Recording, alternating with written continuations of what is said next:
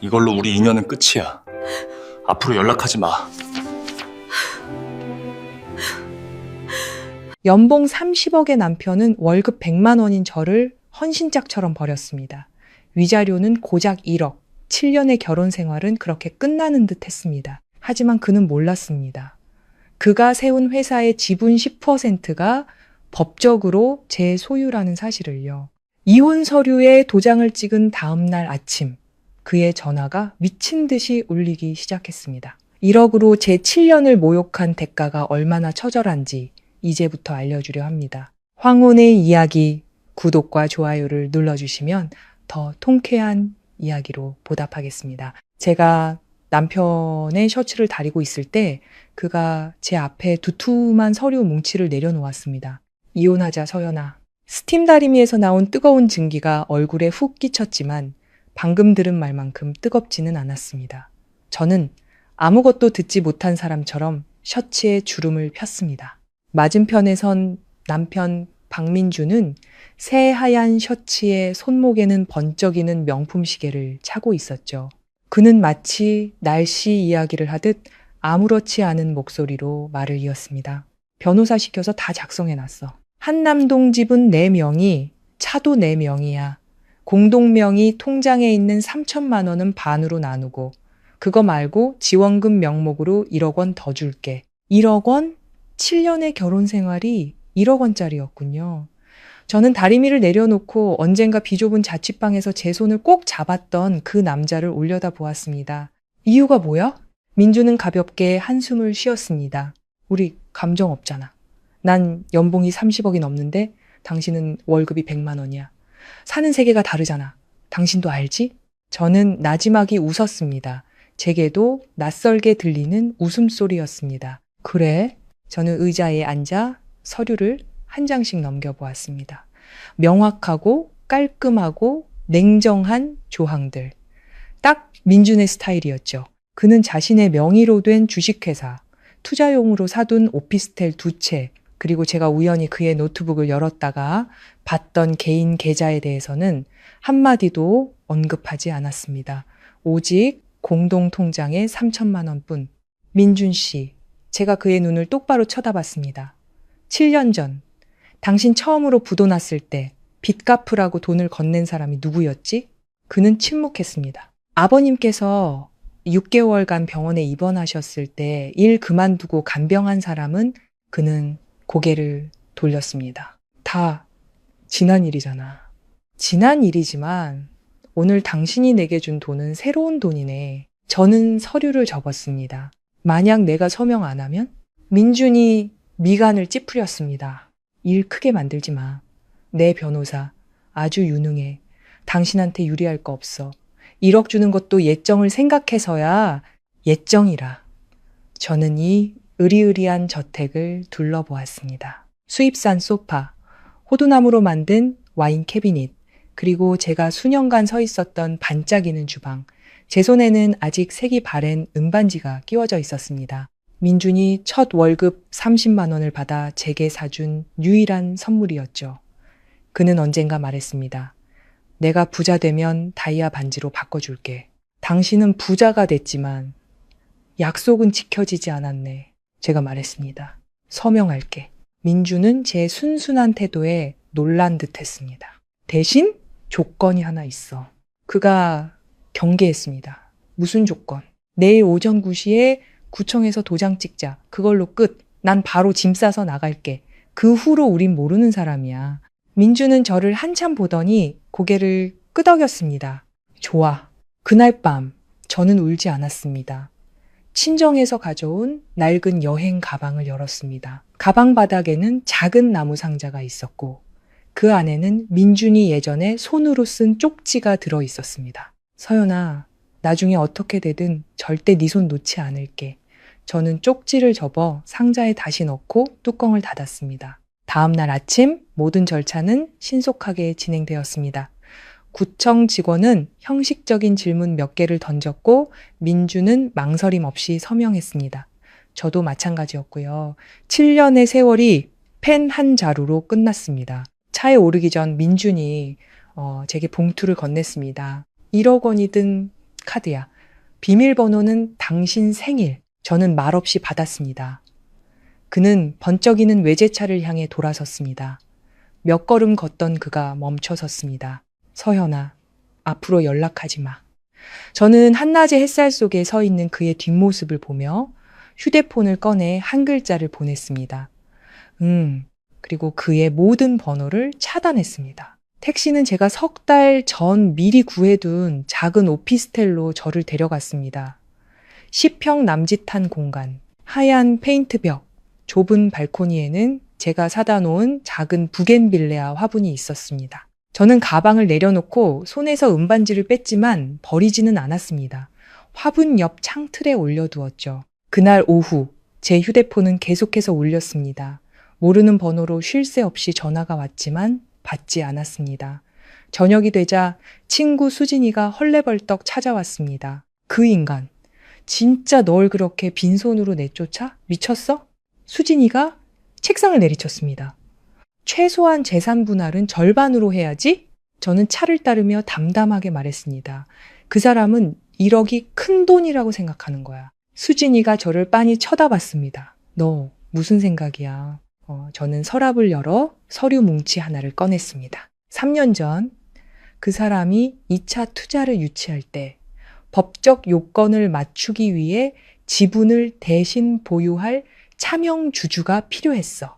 그 사람이 바로 나야. 수진이는 입을 떡 벌렸습니다. 나는 공증거 확인서까지 받은 회사 지분 10%를 소유하고 있어. 세상에. 너 한 번도 말 안 했잖아. 이 날을 기다렸지. 저는 희미하게 웃었습니다. 발코니 밖, 은반지가 도시의 불빛에 반짝였습니다. 저는 휴대폰을 들어 민준의 회사 이메일 주소로 단 한 통의 메시지를 보냈습니다. 제 지분 10%를 제3자에게 매각하겠습니다. 정관에 따라 24시간 내에 우선 매수권을 행사할 수 있습니다. 메일을 보내고 저는 휴대폰을 껐습니다. 그날 밤 저는 아주 깊이 잠들었습니다. 다음 날 아침 제 휴대폰 벨소리에 수진이가 잠에서 깼습니다. 부재중 전화가 30통이 넘게 와 있었습니다. 민준에게서 온 전화였죠. 수진이가 저를 봤습니다. 무슨 일이야? 저는 따뜻한 차를 한 모금 마시며 은반지 위로 비치는 햇살을 바라보았습니다. 아마 1억 원이 부족하다라는 걸 이제 깨달았나 보지. 휴대폰은 계속 울렸지만 끄지 않았습니다. 10평짜리 방 안에 진동 소리가 길게 울려 퍼지도록 그냥 두었죠.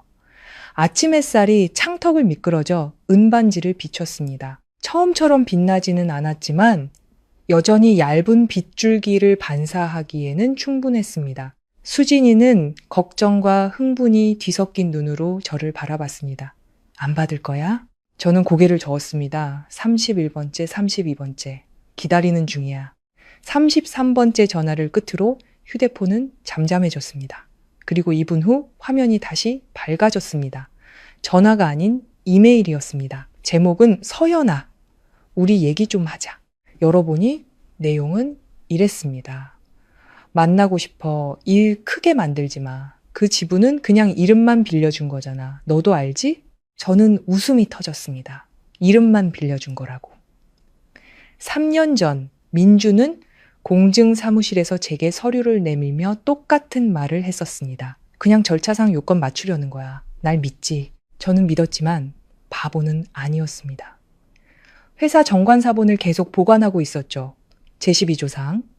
주주는 자신의 출자 지분을 양도할 수 있다. 다른 주주는 통지를 받은 날로부터 24시간 이내에 우선 매수권을 가진다. 저는 이메일에 답장하지 않았습니다. 10분도 채 지나지 않아 오피스텔 문을 누군가 거세게 두드렸습니다. 수진이가 깜짝 놀랐습니다. 제가 나가서 문을 열었습니다. 민준이 서 있었습니다. 셔츠 단추는 채에 잠그지 못했고 머리는 헝클어져 있었으며 숨을 헐떡이고 있었습니다. 몇 년 만에 처음으로 보는 단정치 못한 모습이었습니다. 너 미쳤어? 그는 허락도 없이 안으로 들어왔습니다. 누구한테 팔려는 거야? 내 권리야. 저는 문을 닫으며 차분하게 말했습니다. 그건 내 회사야. 아니 우리 회사지. 잊었어? 우리 엄마가 땅 팔아서 주신 돈으로 내가 자본금을 댔잖아. 민주는 순간 말을 잃더니 으르렁거렸습니다. 내가 준 1억 원으로는 부족했어? 저는 그를 쳐다봤습니다. 내가 1억이 없어서 이러는 것 같아? 수진이가 일어나 민준을 노려보며 차갑게 말했습니다. 박민준 씨, 여긴 제 친구 집이에요. 말 조심하시죠. 민준은 심호흡하며 평정심을 되찾으려 애썼습니다. 서연아, 이러지 마. 네가 지분을 경쟁사에 팔면 그들이 내부 경영에 간섭할 거야. 넌 경영을 모르잖아. 내 지분 10%의 가치가 1억이 아니라는 것쯤은 알 만큼은 똑똑해. 저는 의자에 앉아 차를 따라 그의 앞에 놓았습니다. 민주는 손도 대지 않았습니다. 현재 시장가로 그 10% 지분, 최소 40억은 될 텐데요. 민준의 주먹에 힘이 들어갔습니다. 나를 뒷조사했어? 당신이 컴퓨터에 남겨둔 재무 보고서를 읽었을 뿐이야. 방은 조용해졌습니다. 밖에서는 골목을 오가는 오토바이 소리가 들려왔고 누군가 내리는 아침 커피 향이 희미하게 풍겨왔습니다. 민주는 오피스텔을 둘러보았습니다. 정말 이런 데서 살고 싶어? 예전에 4평짜리 자취방에서도 살았어. 10평이면 나한텐 넓어. 그는 창가로 다가가 은반지를 보고 시선이 멈췄습니다. 아직도 가지고 있네. 저는 대답하지 않았습니다. 민준이 돌아서며 목소리를 낮췄습니다. 소연아, 우리 끝났잖아. 뭐가 더 필요한 거야? 저는 그의 눈을 똑바로 쳐다봤습니다. 공정함. 그가 씁쓸하게 웃었습니다. 공정함? 너 이혼 서류에 서명했잖아. 이혼에 서명했지. 내 지분을 포기하는데 서명한 건 아니야. 민주는 오랫동안 침묵했습니다. 수진이는 눈치껏 일어나며 말했습니다. 나 뭐 좀 사러 나갔다 올게. 둘이 얘기해. 문이 닫히고 방에는 저와 민준만 남았습니다. 그는 맞은편에 앉았습니다. 그의 눈빛은 더 이상 날카롭지 않고 긴장감만 가득했습니다. 얼마를 원해? 저는 마음이 차갑게 식는 것을 느꼈습니다. 액수 때문이 아니라 7년의 결혼 생활이 결국 얼마로 귀결된다는 질문 때문이었죠. 내가 돈을 원한다고 생각해? 그럼 다시 돌아오고 싶어? 제가 웃었습니다. 자신감이 넘치시네. 민준이 이를 갈았습니다. 그럼 원하는 게 뭔데? 저는 서랍을 열어 미리 작성해둔 지분 양수도 계약서 사본을 꺼냈습니다. 당신이 이 10%를 다시 사들였으면 좋겠어. 가격은 독립적인 가치평가에 따르고 전액 일시불 지급, 협상은 없어. 얼만데? 44억. 민준이 벌떡 일어났습니다. 미쳤군. 3년치 이자는 계산도 안 한 거야. 그는 두 손으로 머리를 감싸준 채 방안을 서성였습니다. 내가 지금 프로젝트 확장 중이라 현금을 바로 빼낼 수 없다는 거 알잖아. 그건 당신 문제지. 그는 제 앞에 멈춰섰습니다. 서연아, 내가 너한테 1억을 줬잖아. 저는 고개를 들었습니다. 나한테 준 거야? 아니면 내 7년에 대한 값을 치른 거야? 민주는 말문이 막혔습니다. 저는 또박또박 천천히 말했습니다. 24시간 안에 사들이지 않으면 다른 사람에게 팔 거야. 농담 아니야. 민주는 저를 처음 보는 사람처럼 쳐다봤습니다. 너 변했어. 저는 가볍게 고개를 저었습니다. 아니, 더는 당신이 무시하던 그 사람이 아닐 뿐이야. 그의 휴대폰이 울렸습니다. 그는 화면을 보더니 전화를 끊었습니다. 당신 경쟁사가 내 답을 기다리고 있지 맞아? 누구에게 팔지는 아직 말 안 했지만 연락한 건 부정하지 않을게. 민주는 한숨을 쉬었습니다. 처음으로 보는 그의 지친 모습이었습니다. 서연아, 네가 이럴 줄은 몰랐어. 나도 당신이 그렇게 쉽게 이혼 서류에 도장 찍을 줄은 몰랐지. 그 말은 우리 사이에 무겁게 내려앉았고 누구도 더 이상 과거를 언급하지 않았습니다. 민주는 다시 자리에 앉으며 목소리를 낮췄습니다. 시간이 필요해. 24시간 남았어. 정말 나한테 다른 길은 남겨주지 않을 셈이야? 저는 창밖을 보았습니다. 부겐빌레아 화분이 바람에 가볍게 흔들렸습니다. 어제 당신도 나한테 다른 길을 남겨주지 않았잖아. 민준이 일어섰습니다. 이번에는 소리치지 않고 나지막이 말했습니다. 내일 오전 9시까지 답을 줄게. 그는 문으로 걸어갔습니다. 떠나기 전 그는 다시 한번 은반지를 쳐다봤습니다. 그건 언제까지 가지고 있을 생각이야? 제가 답했습니다. 내가 얼마나 어리석었는지 더 이상 기억할 필요가 없을 때까지. 문이 닫히고 방은 다시 고요해졌습니다. 저는 길게 숨을 내쉬었습니다. 손이 약간 떨렸습니다. 두려워서가 아니라 제 인생의 한 시절을 완전히 잘라냈기 때문이었습니다. 수진이가 돌아와 식료품 봉지를 내려놓았습니다. 그 인간 갔어? 너 괜찮아? 저는 은반지를 보며 말했습니다. 괜찮아. 하지만 마음속으로는 이것이 시작에 불과하다는 것을 알았습니다. 민주는 44억 원을 쉽게 내어줄 사람이 아니었으니까요.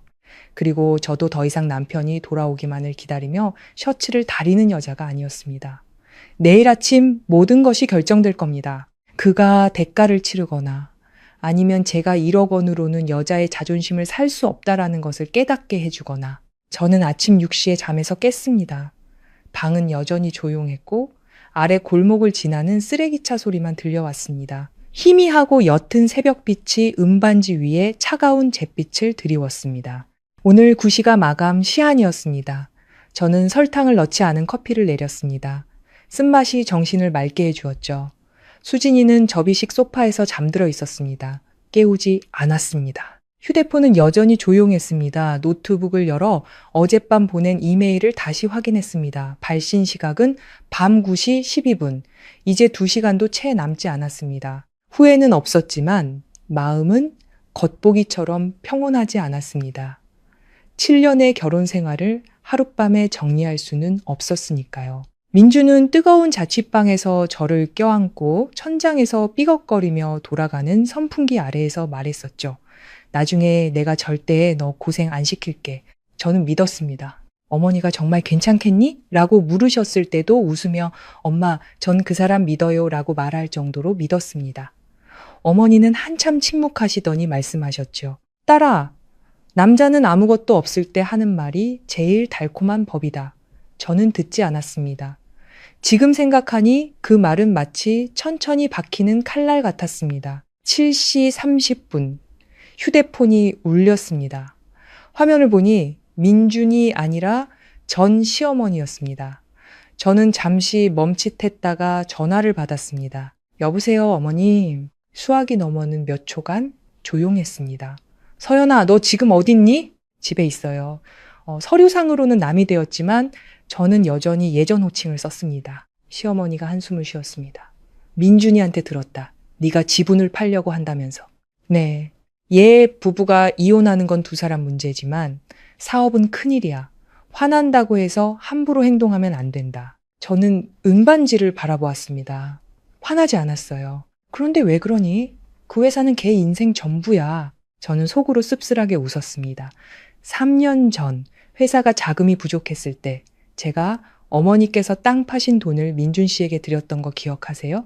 수학이 너머는 조용했습니다. 그때 저도 그게 우리 공동의 인생이라고 생각했어요. 시어머니의 목소리가 부드러워졌습니다. 민준이는 네가 이름만 빌려준 거라고 하던데 서류상으로는 제가 주주로 명시되어 있어요. 걔를 압박하려는 거니? 저는 가볍게 숨을 내쉬었습니다. 저는 그저 공정함을 원할 뿐이에요. 수화기 너머로 긴 한숨 소리가 들렸습니다. 너랑 걔 정말로 끝인 거니? 그 질문에 가슴이 저려왔지만 약해져서는 안 된다고 다짐했습니다. 네. 시어머니는 더 이상 아무 말도 하지 않았습니다. 전화를 끊기 전 나지막이 말했습니다. 그래도 너는 한때 내 며느리였는데 저는 전화를 내려놓았습니다. 수진이가 잠에서 깨 눈을 비볐습니다. 시어머니?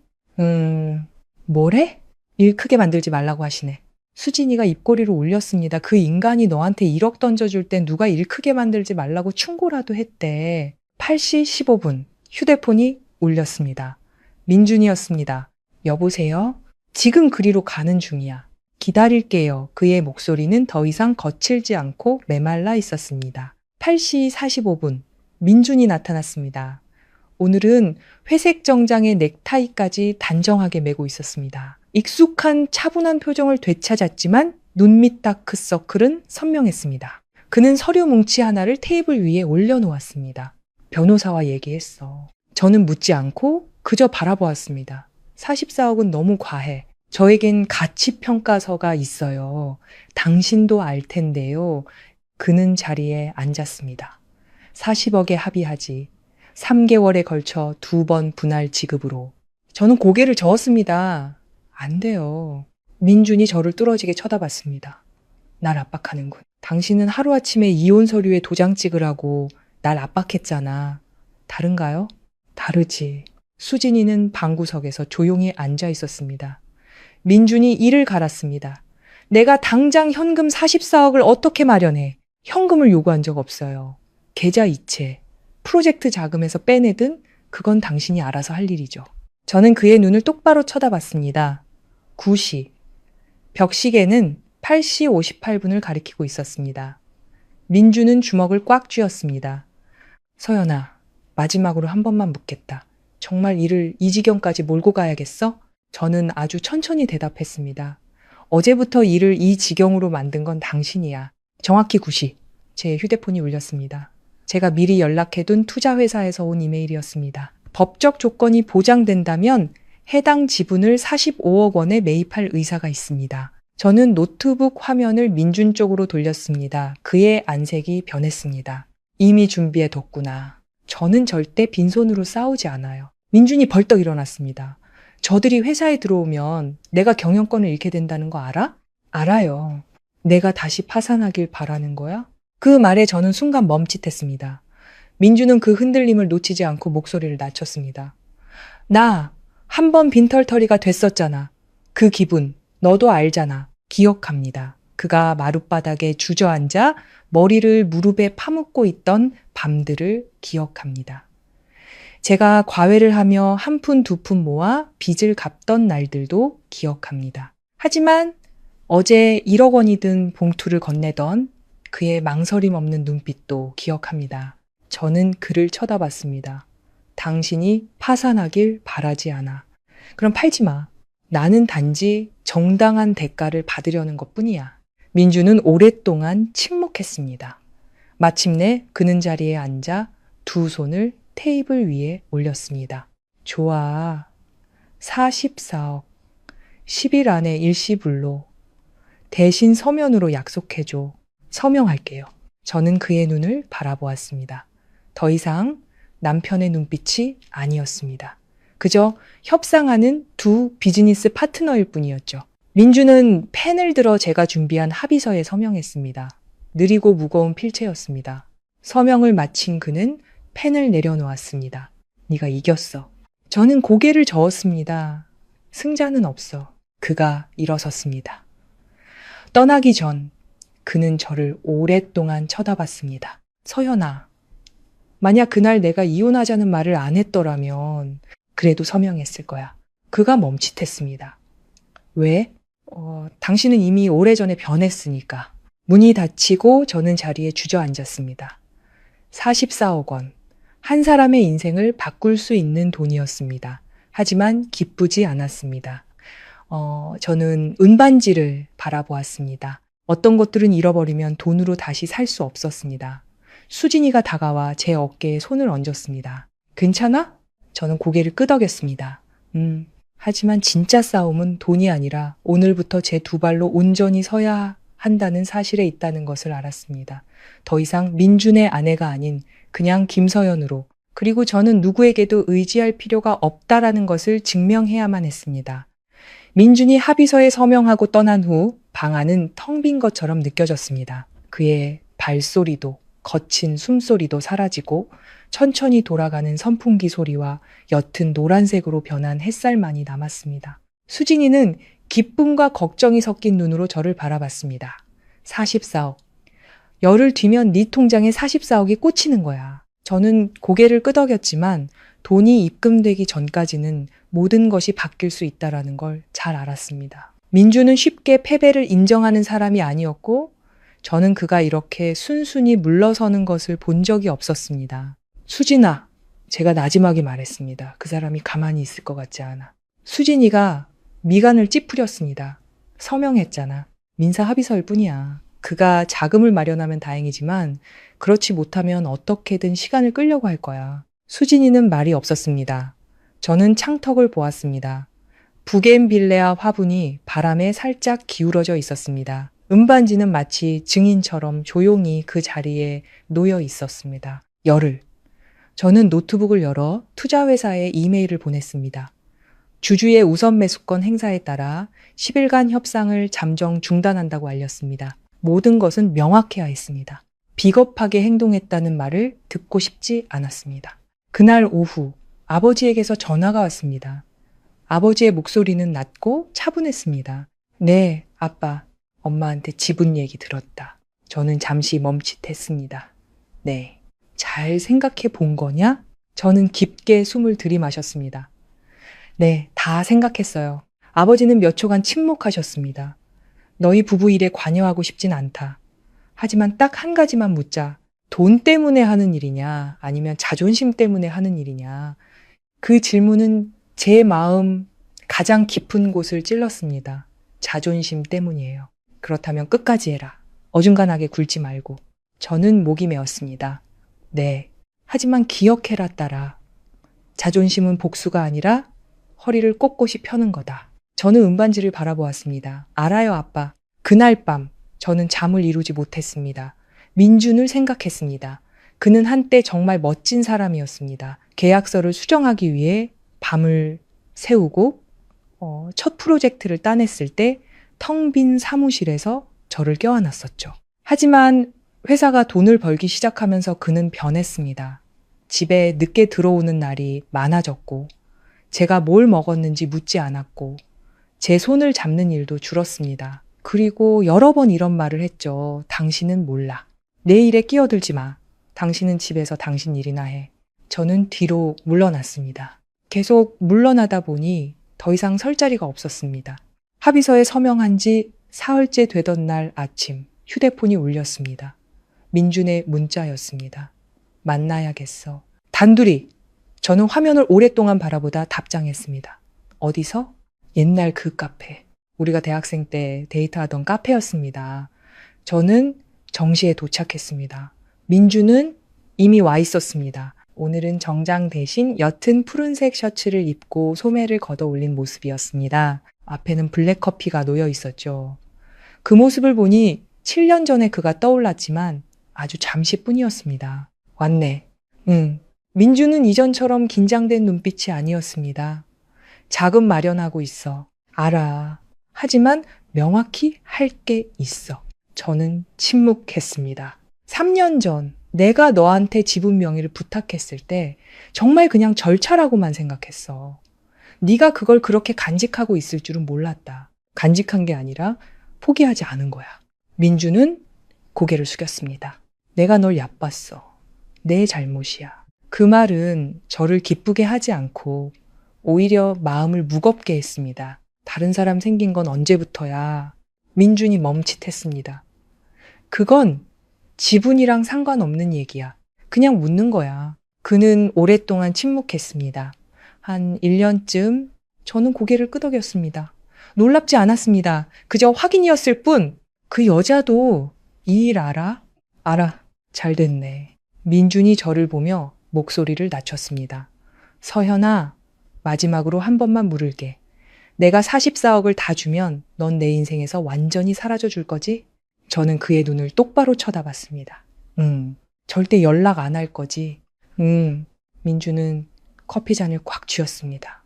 우리가 이렇게 끝날 줄은 몰랐는데 나도 마찬가지야. 우리는 한동안 조용히 앉아 있었습니다. 카페는 한산했고 오래된 팝송이 잔잔하게 흘러나왔습니다. 그가 예전에 제게 불러주었던 노래였습니다. 하지만 이제 모든 것이 끝난 영화의 한 장면 같았습니다. 오피스텔 하나를 담보로 잡았어. 민준이 나지막이 말했습니다. 나머지는 비상자금에서 뺄 거야. 열흘 안에 다 마련할 수 있어. 기다릴게. 민준은 저를 다시 한번 쳐다봤습니다. 넌 내가 생각했던 것보다 강하구나. 저는 희미하게 미소 지었습니다. 아니, 더는 당신을 잃을까봐 두렵지 않을 뿐이야. 그 말에 그는 말을 잃었습니다. 카페를 떠나기 전 민준이 말했습니다. 이 일이 끝나면 아마 난 널 미워하게 될 거야. 마음대로 해. 저는 일어나 카페를 나섰습니다. 눈부신 정오의 햇살 속에서 저는 뒤돌아보지 않았습니다. 그날 밤 저는 창턱에 있던 은반지를 치워 낡은 나무 상자에 넣었습니다. 미련 때문이 아니라 매일 그것을 보며 과거를 되새기고 싶지 않아서였습니다. 서랍 깊숙이 넣어두었습니다. 부겐빌레아 화분은 그대로 그 자리에 있었습니다. 저는 물을 주며 얇지만 끈질긴 꽃잎들을 바라보았습니다. 어쩌면 나도 저 꽃 같을지도 모른다고 생각했습니다. 화려하진 않지만 쉽게 꺾이지 않는 열흘이 거의 다 지나가고 있었습니다. 통장에 돈이 들어오고 나면 제 인생은 완전히 다른 장으로 넘어갈 것이라는 걸 알았습니다. 더 이상 민준도 아내라는 역할도 없는 오직 김서현만 남는 삶. 하지만 마음속 깊은 곳에서는 민준이 이대로 순순히 끝내지 않을 것이라는 예감이 들었습니다. 남자는 돈을 잃을 때 고통스러워하지만 통제권을 잃을 때는 더 고통스러워하는 법이니까요. 그리고 저는 그에게서 두 가지 모두를 앗아갔습니다. 9번째 날 저는 거의 휴대폰에서 눈을 떼지 않았습니다. 초조해서가 아니라 만약 무슨 일이 생긴다면 마지막 순간에 일어날 것이라고 생각했기 때문입니다. 44억은 작은 돈이 아니었습니다. 보통 사람에게는 평생 만져보지 못할 돈이었고 민준에게는 회사를 휘청이게 할 만큼의 출혈이었습니다. 저는 평소처럼 출근했고 오전에 수업을 하고 학생들의 과제를 채점하며 조언을 적었습니다. 학교에 누구도 제가 이혼한 사실을 그리고 곧 제 사회적 위치를 바꿔놓을 만한 거액을 받게 될 것이라는 사실을 몰랐습니다. 저는 누구에게도 알리고 싶지 않았습니다. 다른 사람에게 증명하기 위해 살아온 적이 없었으니까요. 그날 오후 오피스텔에 막 도착했을 때 휴대폰이 울렸습니다. 은행 알림 메시지였습니다. 저는 거실 한가운데에 멈춰 섰습니다. 화면에 표시된 금액에 손이 차가워졌습니다. 44억 원, 단 1원도 부족하지 않았습니다. 저는 의자에 오랫동안 주저앉아 있었습니다. 울지도 웃지도 않고 그저 고요히 있었습니다. 10분 뒤 수진이가 돌아왔습니다. 꼼짝 않고 앉아있는 저를 보고 물었습니다. 무슨 일이야? 저는 휴대폰을 그녀에게 건넸습니다. 수진이가 소리쳤습니다. 세상에! 진짜 보냈네! 저는 고개를 끄덕였습니다. 수진이가 제 옆에 앉았습니다. 네가 해냈어. 저는 허공을 바라보며 말했습니다. 내가 해낸 게 아니라 단지 내 몫을 되찾은 거야. 그날 밤 민준에게서 문자가 왔습니다. 전부 보냈어. 지분 양도 계약은 내일 마무리하자. 저는 한 글자로 답장했습니다. 그리고 그의 번호를 다시 차단했습니다.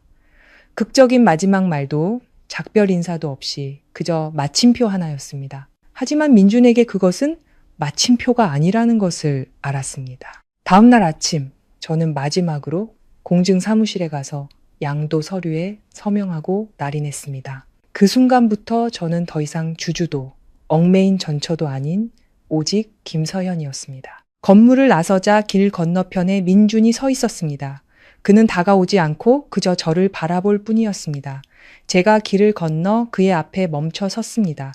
다 끝났어. 그의 표정은 이상할 정도로 차분했지만 눈빛은 그렇지 않았습니다. 서현아, 후회한 적 있어? 저는 잠시 생각했습니다. 민준이 저를 쳐다봤습니다. 뭘 후회하는데?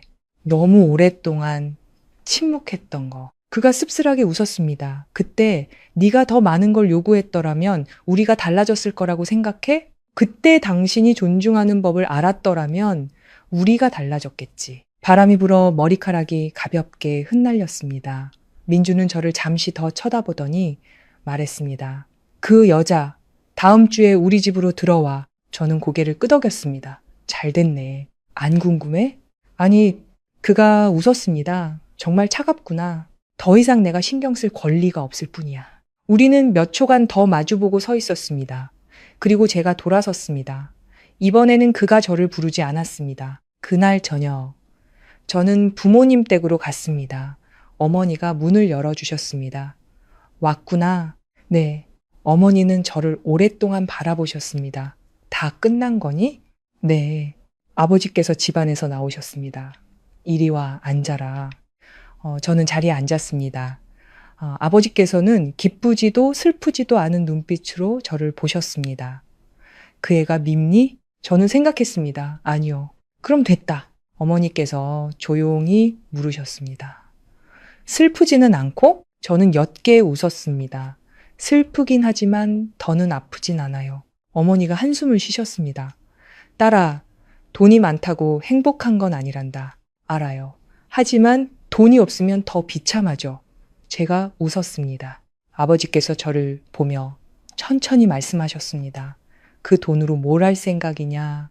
저는 이 질문에 대해 여러 날 동안 생각해 왔습니다. 엄마의 땅을 다시 사고 싶어요. 어머니가 깜짝 놀라셨습니다. 무슨 땅? 그때 민준 씨 도와주려고 파셨던 그 땅이요. 방은 조용해졌습니다. 어머니는 저를 보며 눈시울을 붉히셨습니다. 그러지 마라. 엄마는 너 때문에 판 거였어. 그러니까 이제는 제가 엄마를 위해 다시 사는 거예요. 아버지께서 고개를 끄덕이셨습니다. 그래, 무슨 일이든 명분이 있어야지. 다시 오피스텔로 돌아왔을 때는 이미 밤이 깊었습니다. 서랍을 열어 나무 상자를 꺼내 뚜껑을 열었습니다. 은반지가 조용히 놓여 있었습니다. 저는 그것을 집어들었습니다. 몇 년 만에 처음으로 그것을 보며 아쉬움이 들지 않았습니다. 그저 지나간 한 시절로만 느껴졌습니다. 저는 발코니로 나가 반지를 작은 상자에 담았습니다. 던져버리지도, 손에 간직하지도 않고 그저 기념품처럼 보관했습니다. 저는 더 이상 그 물건으로 내가 사랑했었다는 사실을 기억할 필요도, 어리석었다는 사실을 되새길 필요도 없었습니다. 휴대폰이 울렸습니다. 모르는 번호였습니다. 여보세요. 김서연 씨, 맞으시죠? 네. 저 민준 씨 여자친구예요. 저는 침묵했습니다. 그냥 한 말씀 드리고 싶어서요. 좀 심하신 거 아니에요? 저는 옅게 미소 지었습니다. 아직 어리시네요. 그게 무슨 뜻이죠? 언젠가 당신이 어제의 제 입장이 되어보면 이해하게 될 거예요. 수화기 너머는 조용했습니다. 전 그 사람 돈 필요 없어요. 저도 필요 없었어요. 저는 전화를 끊고 내려놓았습니다. 방은 다시 고요해졌습니다. 44억 원이 통장에 들어와 있었습니다. 하지만 제게 가장 선명하게 느껴진 것은 숫자가 아니라 마음이 가벼워진 느낌이었습니다. 더 이상의 기다림도 희망도 실망도 없이 그저 텅 빈 공간만이 남았습니다. 그리고 그 공간은 이제 제 스스로 채워나갈 것이었습니다. 저는 부겐빌레아 화분을 보았습니다. 꽃은 여전히 피어 있었습니다. 누가 물을 주지 않아도, 누가 봐주지 않아도 스스로 피어나고 있었습니다. 어쩌면 내일부터는 나 자신을 위해 사는 법을 배우기 시작해야 할 것 같았습니다. 민준을 증명하기 위해서도, 누군가를 후회하게 만들기 위해서도 아닌 나중에 돌아봤을 때 만약이라고 자문하지 않기 위해서. 하지만 저는 몰랐습니다. 이 고요함 뒤에 또 다른 파도가 밀려오고 있다는 것을. 돈은 오갔고 관계는 끊어졌지만 한 남자의 명예와 자존심은 아직 끝나지 않았기 때문입니다. 돈이 입금된 지 사흘 후 파도는 조용히 일기 시작했습니다. 폭풍 전에 음산한 바람처럼 소리 없이 은밀하게 수진이가 쉬는 시간에 저를 찾아와 학교 복도로 끌고 나갔을 때 저는 그 사실을 알게 되었습니다. 너 인터넷 봤어? 아니, 봐봐. 그녀가 제게 휴대폰을 건넸습니다. 한 지역 비즈니스 커뮤니티에 올라온 익명의 게시물이었습니다. 제목은 돈의 눈먼 전처. 남편 협박해 재산 빼앗고 회사 위기로 몰아넣어. 글을 훑어보았습니다.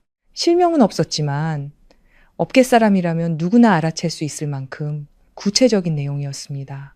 월급 몇 푼 못 버는 여자가 끝없는 탐욕으로 남편이 사업을 확장하는 틈을 타 돈을 뜯어냈다는 이야기였죠. 저는 수진이에게 휴대폰을 돌려주었습니다. 그 사람 짓이 틀림없어. 수진이가 분통을 터뜨렸습니다. 진짜 치사하다. 저는 아무 말도 하지 않았습니다. 예상했던 일이었습니다. 돈은 보냈지만 민준의 명예는 순순히 패배를 용납하지 못했던 거죠. 그날 오후 교장 선생님께 호출을 받았습니다. 저는 담담한 마음으로 교장실로 들어갔습니다. 교장 선생님은 저를 보며 약간 탐색하는 듯한 눈빛을 보냈습니다. 김서연 선생님, 요즘 인터넷에 선생님과 관련된 좋지 않은 소문이 돌더군요. 네. 학교가 사생활에 개입할 수는 없지만 선생님도 아시다시피 교사는 이미지를 지켜야 합니다. 저는 똑바로 대답했습니다. 교장 선생님, 저는 법적으로 잘못한 일이 없습니다. 알아요. 하지만 여론은 제가 여론을 통제할 수는 없습니다. 교장 선생님이 한숨을 쉬었습니다. 그냥 조심하라고 말씀드리는 겁니다. 저는 고개를 숙였습니다. 네, 교장실을 나오면서 저는 이 싸움이 더 이상 돈이 아니라 명예의 문제라는 것을 분명히 깨달았습니다. 그날 밤 저는 민준에게 전화를 걸었습니다. 번호를 차단한 후 처음으로 건 전화였습니다. 그는 바로 받았습니다. 여보세요? 지금 뭐 하는 짓이야? 무슨 말을 하고 싶은 건데? 커뮤니티에 올라온 글 말이야. 수학이 너머는 조용했습니다. 당신이 이러면 내가 겁먹을 줄 알았어? 내가 쓴 거 아니야. 하지만 막지도 않았지. 민준이 한숨을 쉬었습니다. 서연아, 나도 지금 압박받고 있어. 다른 주주들이 계속 물어봐. 내가 약해졌다고 생각해. 그래서 나를 비난하는 글로 당신이 강하다는 걸 증명해? 내가 다 통제할 순 없어. 저는 씁쓸하게 웃었습니다. 당신은 내가 경영을 모른다고 했지. 하지만 나도 한 가지는 알아. 계약서로 이기지 못한 남자는 말로 이기려고 한다는 거. 지금 날 비난하는 거야? 아니, 그냥 알려주는 거야. 만약 이 일이 내 직장에 영향을 미치면 소송할 거라고. 민준의 목소리가 굳어졌습니다. 일을 크게 만들고 싶어? 난 일을 크게 만든 적 없어. 당신이 그랬지. 수학이 너머는 오랫동안 조용했습니다. 마침내 그가 나지막이 말했습니다. 처리할게. 저는 전화를 끊었습니다. 화나지 않았습니다. 그저 지쳤을 뿐. 그날 밤 저는 부모님 댁으로 갔습니다. 어머니는 저녁을 준비하고 계셨습니다. 왔구나. 네. 어머니는 저를 유심히 보셨습니다. 피곤해 보이네. 저는 고개를 저었습니다. 아니에요. 아버지께서 신문을 내려놓으셨습니다. 무슨 일 있냐? 저는 간략하게 상황을 설명했습니다. 아버지께서는 다 들으시고 한마디 하셨습니다. 네가 침묵할수록 사람들은 네가 잘못했다고 생각할 거다. 어머니가 걱정스럽게 말씀하셨습니다. 차라리 학교를 잠시 쉬는 게 어떻겠니? 아니요. 제가 즉시 대답했습니다. 도망치지 않을 거예요. 어머니는 눈시울을 붉히셨습니다.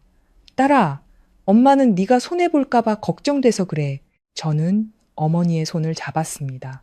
손해보지 않아요. 단지 강해지는 것에 대한 대가를 치르는 법을 배우는 중일 뿐이에요. 그날 밤 저는 제 개인 SNS에 단 하나의 글을 올렸습니다. 누구의 이름도 언급하지 않았습니다. 오직 한 문장. 나는 내 것이 아닌 것을 탐한 적이 없으며 누구에게도 해명할 빚이 없다. 그리고 댓글 기능을 차단했습니다. 다음 날 아침 그 글은 생각보다 빠르게 퍼져나갔습니다. 저를 옹호하는 사람도 비난하는 사람도 있었지만 적어도 저는 제 목소리를 냈습니다. 그날 오후 익명의 게시물은 사라졌습니다. 민준이 손을 썼다는 것을 알았지만 후폭풍은 여전히 남아 있었습니다.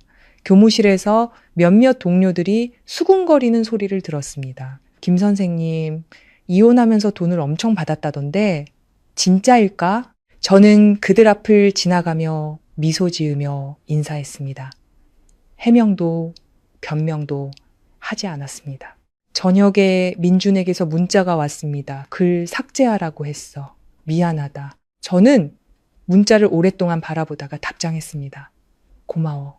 그뿐이었습니다. 하지만 우리 사이에는 이제 분노가 아닌 더 깊어지지도 아물지도 않는 상처가 남았다는 것을 알았습니다. 저는 그 돈으로 계획을 세우기 시작했습니다. 낭비하지도 과시하지도 않았습니다. 변호사를 만나 투자펀드를 만들고 약속대로 어머니가 예전에 파셨던 땅을 다시 샀습니다. 등기 이전, 서류에 서명하는 날, 어머니는 저를 보고 오셨습니다. 네가 자랑스럽다, 딸아. 저는 어머니를 안아드렸습니다. 몇 년 만에 처음으로 제가 사랑뿐만 아니라 가족을 위해 살고 있다는 느낌이 들었습니다. 하지만 저는 물밑의 파도가 아직 멈추지 않았다는 것을 몰랐습니다. 일주일 후 저는 법원으로부터 소환장을 받았습니다. 민준이 저를 고소한 것이었습니다.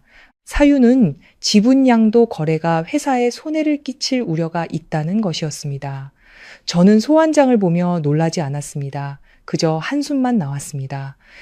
그는 여전히 자신이 졌다는 사실을 받아들이지 못하고 있었습니다. 끝난 줄 알았던 싸움은 이제 막 다른 라운드로 접어들고 있었습니다. 저는 책상 위에 소환장을 내려놓고 서랍 속 나무 상자를 보았습니다. 은반지는 여전히 그 안에 있었습니다.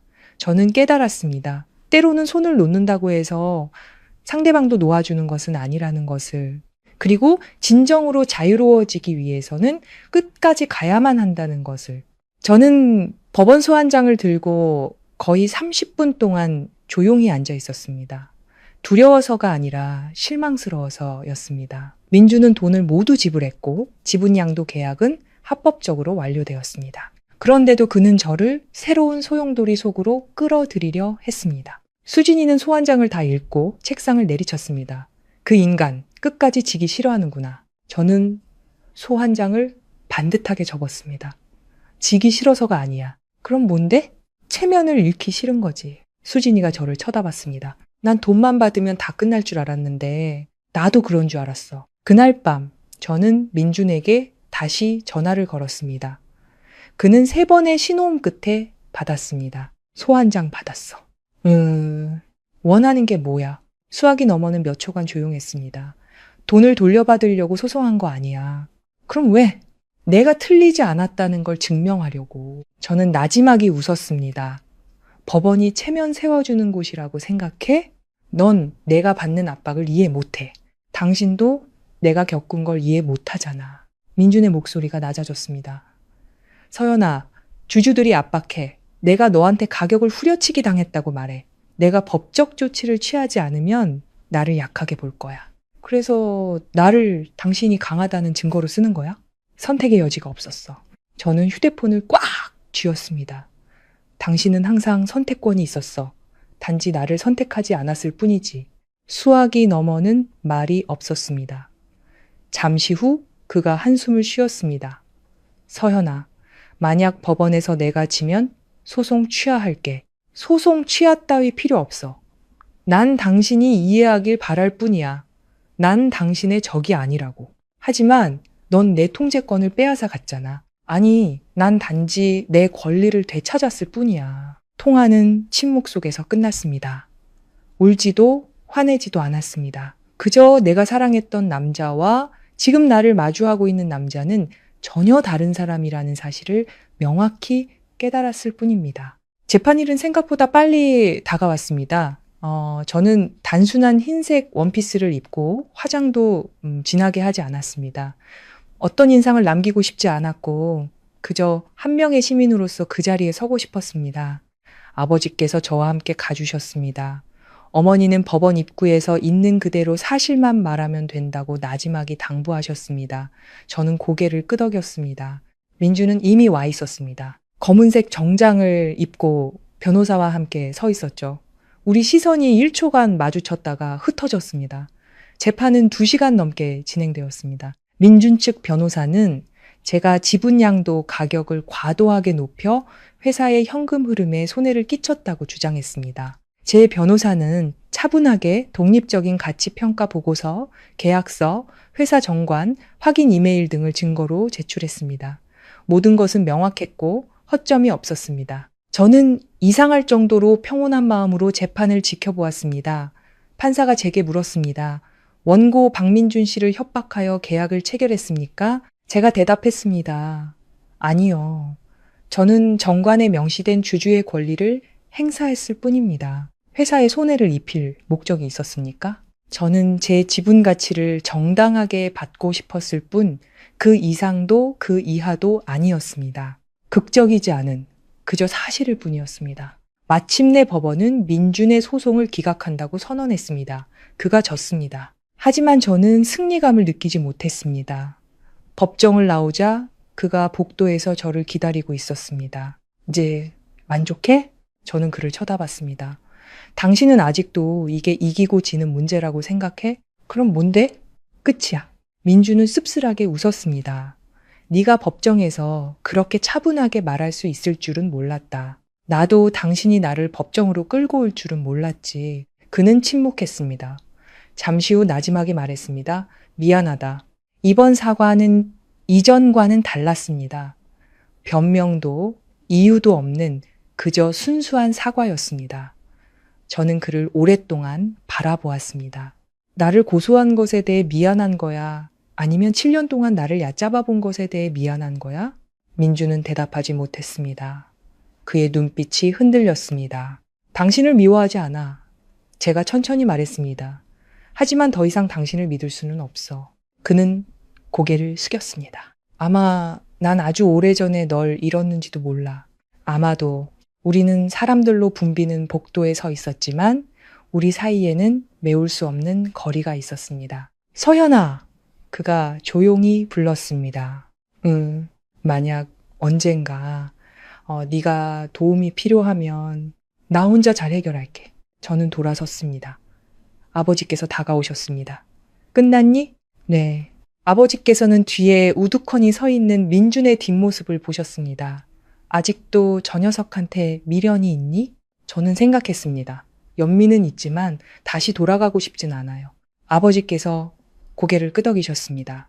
그럼 넌 어른이 된 거다. 그날 밤 오피스텔로 돌아왔습니다. 서랍을 열어 나무 상자를 꺼냈습니다. 마지막으로 은반지를 손에 들고 불빛 아래에서 바라보았습니다. 7년은 짧지 않았지만 더 이상 머물고 싶지 않은 사람을 붙잡아 두기에는 부족한 시간이었습니다. 창문을 열자 시원한 밤바람이 불어왔습니다. 이번에는 다시 넣어두지 않았습니다. 저는 반지를 봉투에 넣고 민준의 집 주소를 적었습니다.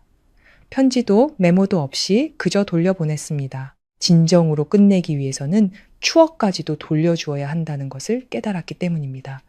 우체국에서 그 봉투가 제 손을 떠났을 때 마음이 조금 더 가벼워졌습니다. 법적 싸움은 끝났지만 제 여정은 아직 끝나지 않았습니다. 돈이 저를 강하게 만든 것도 아니고 법원이 저를 성장시킨 것도 아니라는 것을 깨달았습니다. 압박 속에서도 꼿꼿이 서려고 했던 순간들이 저를 성장시켰습니다. 그리고 앞으로 또 다른 시련이 닥칠지라도 저는 이제 두렵지 않았습니다. 재판이 끝나고 사흘 후 등기 우편으로 봉투 하나가 반송되어 왔습니다. 열어보지 않아도 안에 무엇이 들었는지 알 수 있었습니다. 은반지, 제가 붙인 봉인 스티커는 그대로였고 뒷면에 익숙한 필체로 한 줄의 글씨가 적혀 있었습니다. 내가 간직할 자격이 없다. 저는 책상 앞에 서서 그 글씨를 오랫동안 바라보았습니다. 화나지도 슬프지도 않았습니다. 그저 하나의 문이 정말로 닫혔다고 느꼈을 뿐입니다. 소파에 앉아있던 수진이가 물었습니다. 그 인간이 돌려보냈어? 잘 됐네. 저는 아무 말 없이 봉투를 열어 반지를 꺼내 책상 위에 올려놓았습니다. 반지는 마치 아무런 풍파도 겪지 않은 것처럼 조용히 놓여 있었습니다. 저는 깨달았습니다. 어떤 것들은 내가 아무리 돌려주려 해도 상대방이 받기를 원치 않는다는 것을. 그날 오후 부모님 댁으로 갔습니다.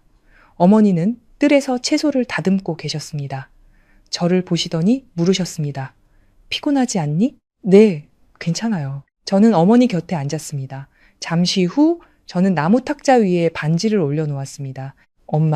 어머니는 반지를 보시더니 물으셨습니다. 이걸 어쩔 셈이냐? 저는 말이 없었습니다.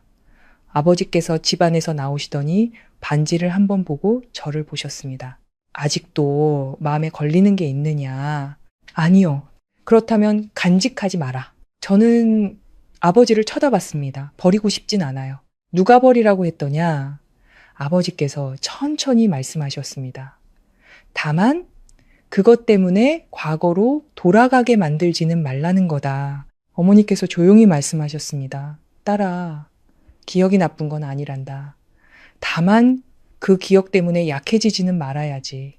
그날 밤 저는 반지를 들고 귀금속 세공소로 갔습니다. 팔기 위해서가 아니라 녹이기 위해서였습니다. 세공사가 물었습니다. 정말 괜찮으시겠어요? 네. 이 은 값도 얼마 안 나가는데요. 돈은 필요 없어요. 저는 반지가 용광로에 들어가는 것을 지켜보았습니다. 작은 불꽃이었지만 그것을 녹여버리기에는 충분히 뜨거웠습니다. 눈물이 나지 않았습니다. 그저 가벼워졌을 뿐. 잠시 후 세공사는 동그랗고 매끈한 작은 은 조각을 제게 건네주었습니다. 이제 이걸로 뭘 해드릴까요? 목걸이 펜던트로 만들어주세요. 무엇을 새겨드릴까요? 저는 생각했습니다. 숫자 41을 새겨주세요. 세공사는 조금 의아한 표정이었지만 더 묻지는 않았습니다. 사흘 뒤에 오세요. 집으로 돌아오는 길, 저는 제가 달라졌다고 느꼈습니다. 부자가 되어서도 이겨서도 아니었습니다. 더 이상 현재에 속하지 않은 것을 붙들고 있지 않기 때문이었습니다. 하지만 풍파는 아직 끝나지 않았습니다. 2주 후 민준의 회사에 문제가 생겼습니다. 수진이가 소식을 전해주었습니다. 큰 프로젝트가 중단됐다고 하더라. 저는 더 묻지 않았습니다. 자세한 내막을 알고 싶지 않았습니다. 하지만 그날 밤 휴대폰이 울렸습니다. 민준이었습니다. 저는 오랫동안 망설이다가 전화를 받았습니다. 여보세요? 서연아. 널 탓하려고 전화한 거 아니야. 알아. 그냥 말하고 싶었어. 나 회사 일부를 팔아야 할지도 몰라. 저는 침묵했습니다. 넌 내가 파산하길 바라지 않는다고 했었지.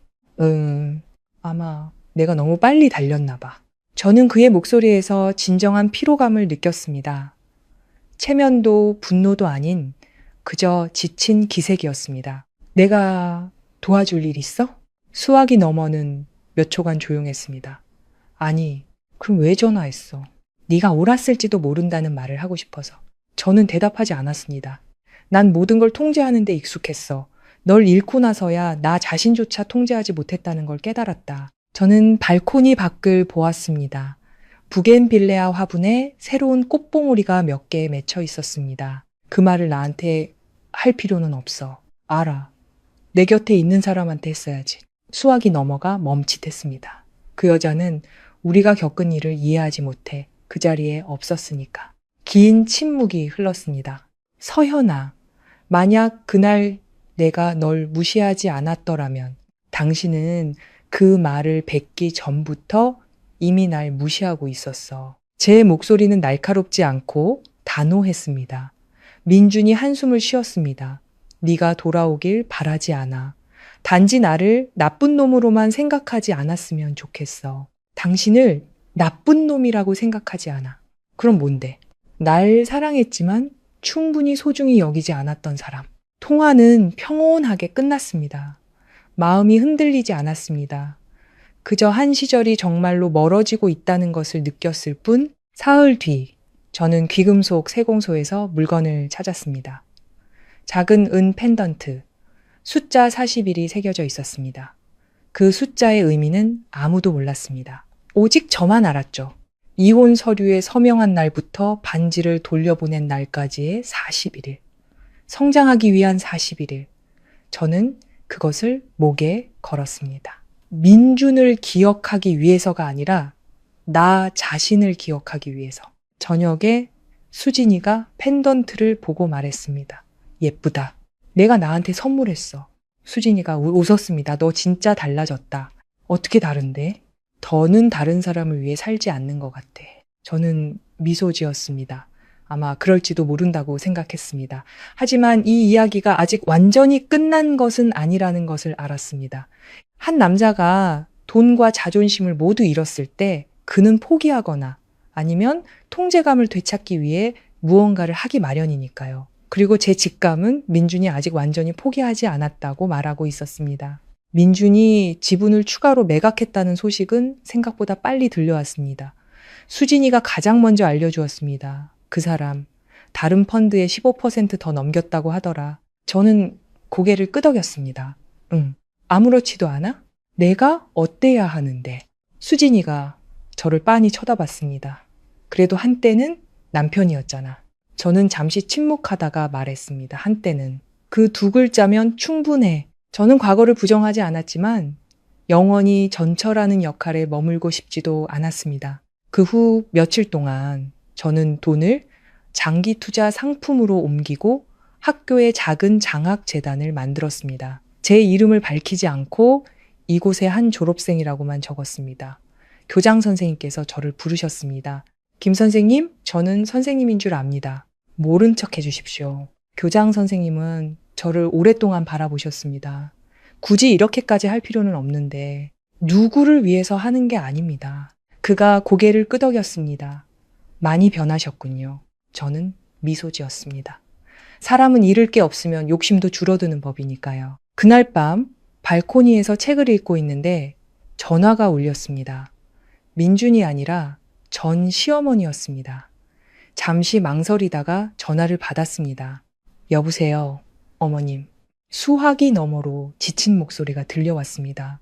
서연아, 병원으로 좀 와줄 수 있겠니? 심장이 쿵 내려앉았습니다. 무슨 일이세요? 민준이가. 입원했다. 저는 벌떡 일어났습니다. 어쩌다가요? 교통사고. 저는 더 묻지 않고 바로 갈게요 라고 말했습니다. 제가 외투를 걸치는 것을 보고 수진이가 물었습니다. 어디가? 민준 씨가 입원했대. 네가 가? 응. 수진이는 더 이상 아무 말도 하지 않았습니다. 병원은 사람들로 붐볐습니다. 응급실 복도에 시어머니께서 눈이 붉어진 채 앉아 계셨습니다. 저를 보시더니 일어서셨습니다. 서현아. 저는 고개를 숙였습니다. 괜찮으세요? 팔이 부러지고 가벼운 뇌진탕이야. 다행히 생명에는 지장이 없단다. 저는 안도의 한숨을 내쉬었습니다. 아직 사랑해서가 아니라 누구든 목숨으로 대가를 치르는 것을 원치 않았기 때문입니다. 잠시 후 의사가 보호자 면회를 허락했습니다. 저는 시어머니와 함께 병실로 들어갔습니다. 민주는 침대에 누워 있었습니다. 오른팔에는 깁스를 하고 이마에는 반창고를 붙이고 있었죠. 저를 보더니 그는 멈칫했습니다. 왔어. 문병 왔어. 그는 이전과 같은 날카로운 눈빛이 아니었습니다. 그저 지친 기색만 역력했습니다. 엄마가 불렀어? 네. 시어머니께서 옆에 서서 조용히 말씀하셨습니다.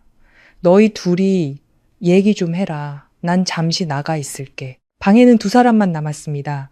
저는 침대에서 조금 떨어진 곳에 섰습니다. 사고는 어떻게 난 거야?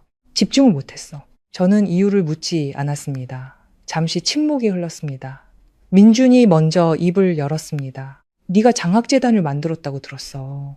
그 얘기는 하고 싶지 않아. 네가 그렇게 많은 일을 할 수 있는 사람인 줄 몰랐다. 난 언제나 할 수 있었어. 단지 예전에는 보여줄 필요가 없었을 뿐이야. 그가 씁쓸하게 웃었습니다.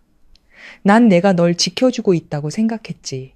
나는 나 자신으로부터 보호받을 필요는 없었어. 그 말에 그는 침묵했습니다. 저는 그의 깁스를 보았습니다. 푹 쉬어. 아프냐고는 안 물어보네. 당신은 견딜 수 있을 거라고 믿으니까. 민주는 저를 오랫동안 쳐다보았습니다. 서연아, 만약 그날 내가 이혼하지 않았더라면 그래도 난 떠났을 거야. 그가 멈칫했습니다. 왜? 당신은 더 이상 나를 동등한 사람으로 보지 않았으니까. 제 목소리는 단호했지만 날카롭지는 않았습니다. 민주는 고개를 돌렸습니다. 난 돈이 모든 걸 해결해 줄 거라고 생각했어. 돈은 본질을 더 선명하게 보여줄 뿐이야. 방은 다시 조용해졌습니다. 심박수 모니터 소리만 규칙적으로 들렸습니다. 저는 뒤로 물러섰습니다. 나 가볼게. 서현아. 민준이 저를 불렀습니다. 응, 와줘서 고마워. 저는 고개를 끄덕였습니다. 몸조리 잘해. 병실을 나오자 시어머니께서 제 손을 잡으셨습니다. 아직도 저 녀석을 걱정하는구나. 저는 그분을 바라보았습니다. 한때 길을 함께 걸었던 사람으로서 걱정하는 거예요. 그녀의 눈에 눈물이 고였습니다. 그 애가 많이 잘못했지. 우리 모두 잘못했고 병원을 나섰을 때는 이미 밤이 깊었습니다. 밤바람은 평소보다 차가웠습니다. 마음이 흔들리지 않았습니다.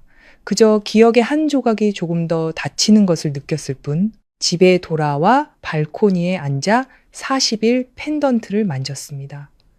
저는 더 이상 과거에 얽매이지 않는다는 것을 깨달았습니다. 기대 없이 민준을 병문안할 수 있었고 미련 없이 떠나올 수 있었습니다.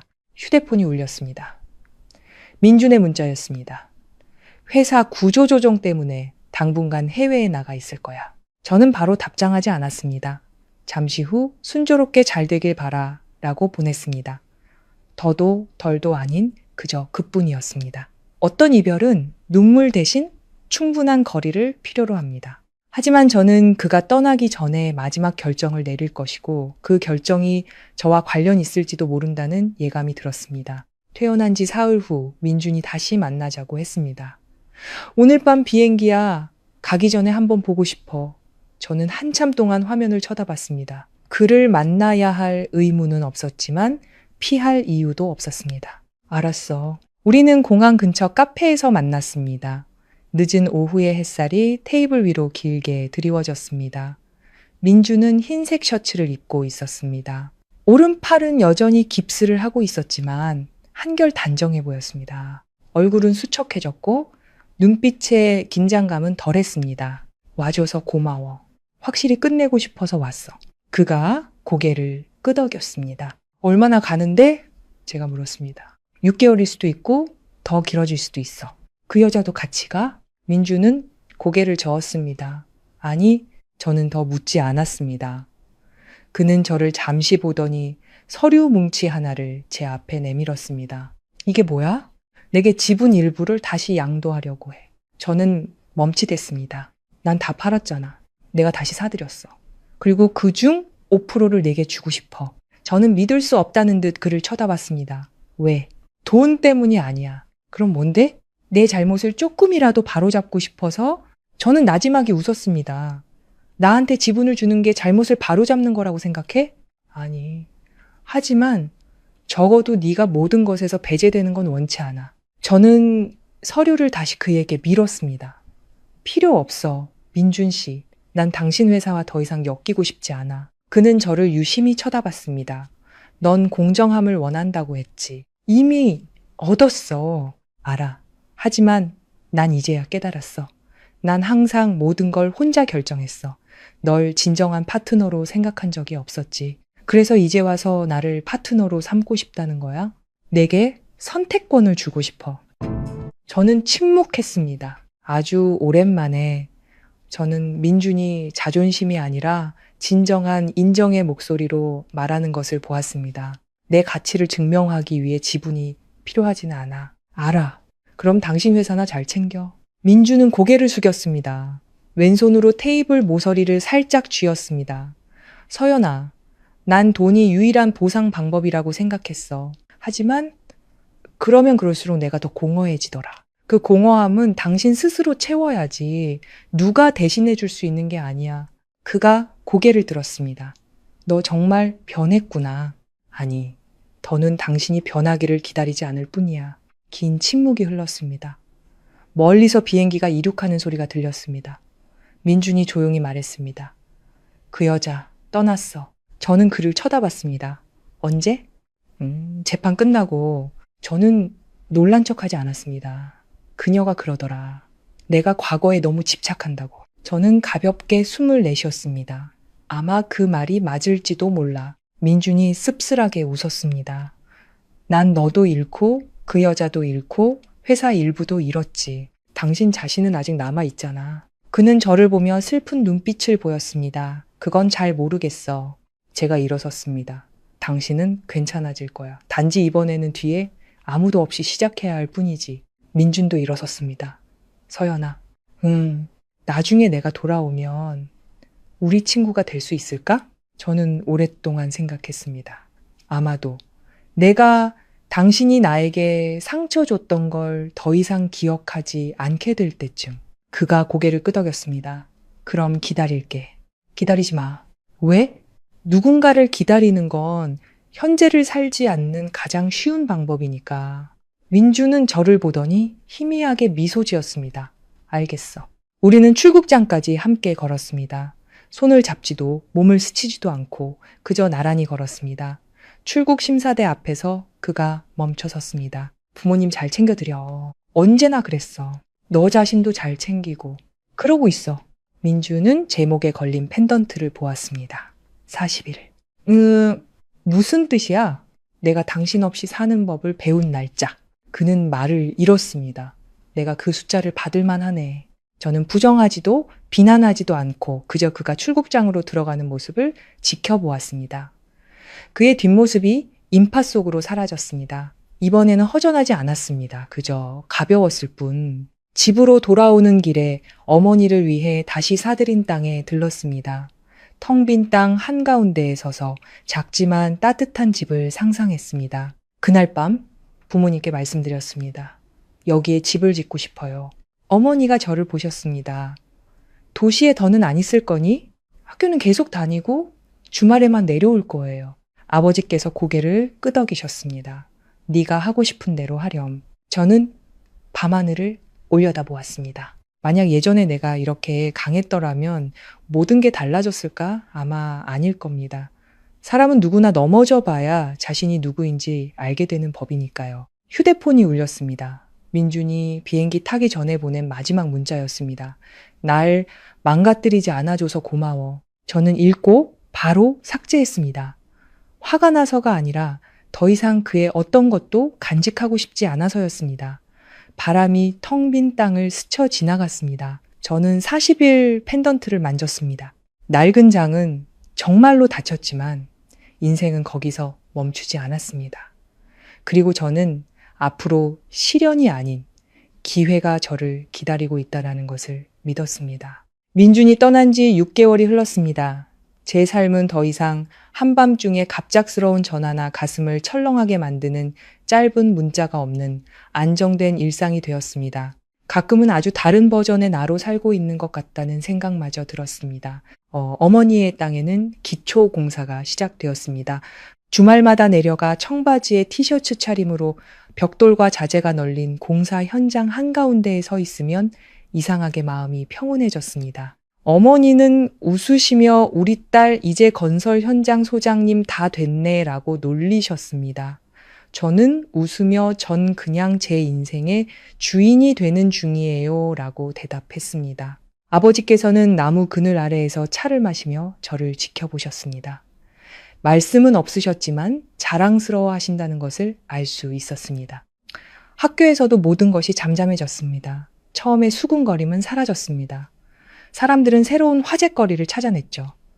장학재단도 순조롭게 운영되었습니다. 어느 날 오후 가정 형편이 어려운 학생에게 장학금을 전달했습니다. 그 아이는 제 앞에서 고개를 숙이며 감사합니다. 선생님이라고 말했습니다. 저는 그 맑은 눈을 보며 마음이 부드러워지는 것을 느꼈습니다. 돈으로만 할 수 있다고 생각했던 일들이 사실은 그렇지 않다는 것을 깨달았습니다. 그날 밤 교환을 작성하고 있는데 국제전화가 걸려왔습니다. 한참을 망설이다가 받았습니다. 여보세요? 서연아. 민준의 목소리는 시차 때문인지 조금 잠겨 있었습니다. 돌아왔어? 아니 2주 정도 더 있어야 해. 무슨 일이야? 수학이 너머는 몇 초간 조용했습니다. 방금 구조조정 합의서에 서명했어. 축하해. 회사는 지켰어.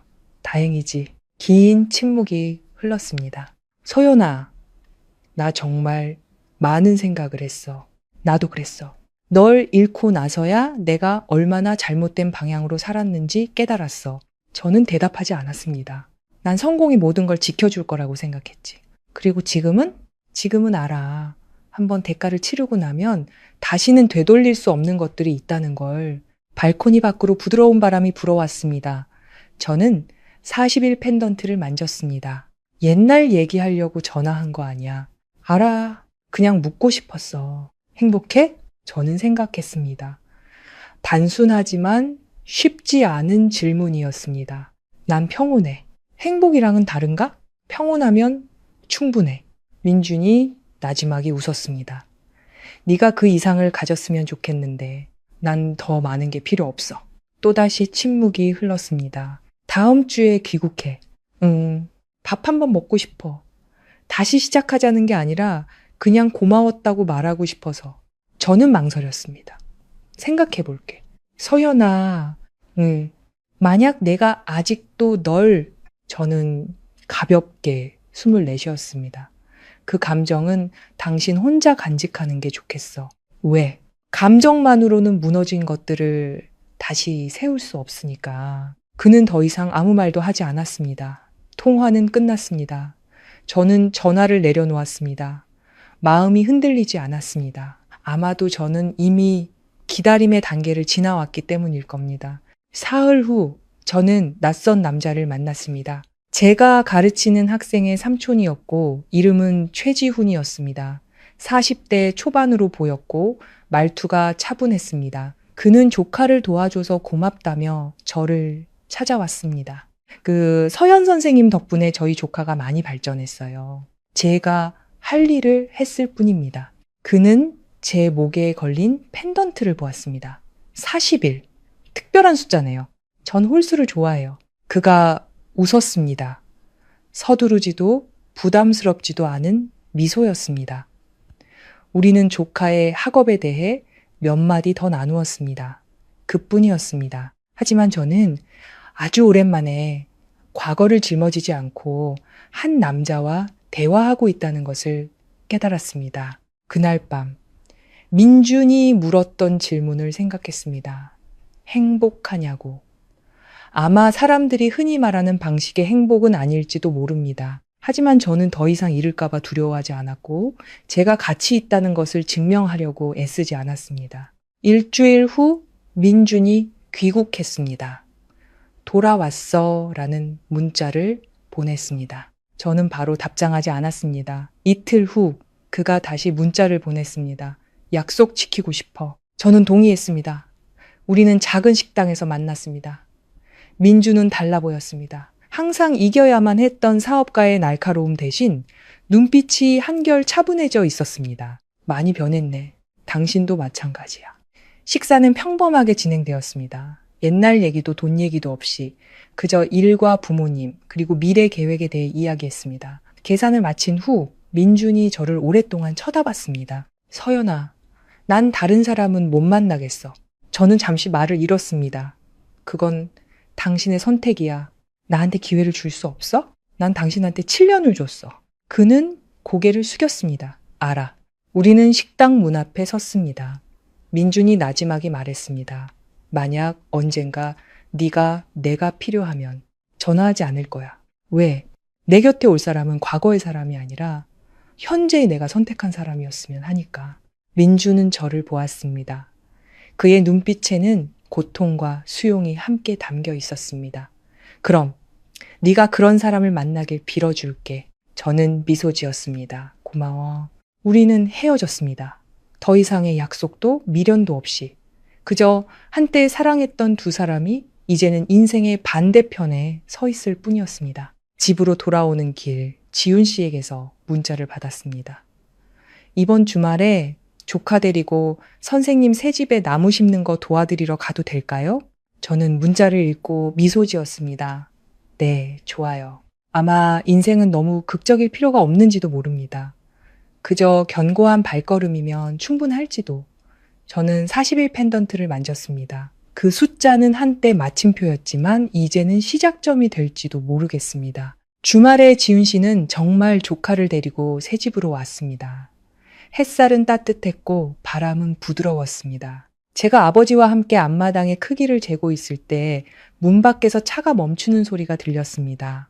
지훈 씨가 먼저 내렸습니다. 손에는 작은 나무 묘목이 담긴 봉투가 들려 있었고 조카는 그 뒤를 따라 환하게 웃으며 달려왔습니다. 안녕하세요, 선생님. 저는 몸을 숙여 아이의 머리를 쓰다듬었습니다. 안녕. 지훈 씨는 제 부모님께 아주 예의 바르게 인사했습니다. 안녕하세요, 아버님, 어머님. 아버지께서는 그를 한번 훑어보시더니 고개를 끄덕이셨습니다. 들어오게. 지훈 씨는 말이 많지 않았습니다. 그저 조용히 제가 나무 심을 구덩이를 파는 것을 도왔습니다. 그는 제 과거에 대해 묻지도 예리하게 호기심을 보이지도 않았습니다. 가끔 선생님 부겐빌레아 더 심으실 건가요? 라고 물을 뿐이었습니다. 제가 웃었습니다. 이제 충분해요. 지훈 씨는 제가 오피스텔에서 가져와 마당 한쪽에 둔 부겐빌레아 화분을 보았습니다. 이 꽃 참 끈질기죠? 네, 선생님처럼요. 저는 잠시 멈칫했다가 미소 지었습니다. 어색하거나 경계심이 들지 않았습니다. 점심때 어머니께서 엠마루에 밥상을 차리셨습니다. 지훈 씨는 상을 나르고 밥을 푸는 것을 도왔습니다. 어머니는 저를 보셨습니다. 그 눈빛에는 무언가 아주 옅은 감정이 스쳐 지나갔습니다. 식사 중에 지훈 씨는 아버지와는 땅에 대해, 어머니와는 나무 가꾸는 법에 대해 이야기했습니다. 그는 좋은 인상을 남기려 애쓰지 않고 그저 자연스럽게 행동했습니다. 점심 식사 후 지훈 씨가 조카를 데리고 돌아가자 어머니께서 물으셨습니다. 저 총각 안지 오래됐니? 아니요. 얼마 안 됐어요. 말하는데 참 깊이가 있더구나. 저는 대답하지 않았습니다. 아버지께서는 한마디만 하셨습니다. 서두를 필요는 없다. 하지만 누군가 네 인생에 들어온다면 너를 존중하는 사람이어야 한다. 저는 고개를 끄덕였습니다. 그날 밤 민준에게서 문자가 왔습니다. 네가 집 짓는다는 소식 들었어. 놀라지 않았습니다. 작은 동네에서는 소문이 빠른 법이니까요. 응, 한번 보러 가도 될까? 저는 화면을 오랫동안 쳐다보다가 답장했습니다. 그럴 필요 없어. 잠시 후 그가 다시 문자를 보냈습니다. 내 인생에 끼어들려는 게 아니야. 그냥 네가 어떻게 사는지 알고 싶어서 그래. 나 잘 살아. 수학이 너머는 조용했습니다. 서연아, 나 정말 많이 생각했어. 알아.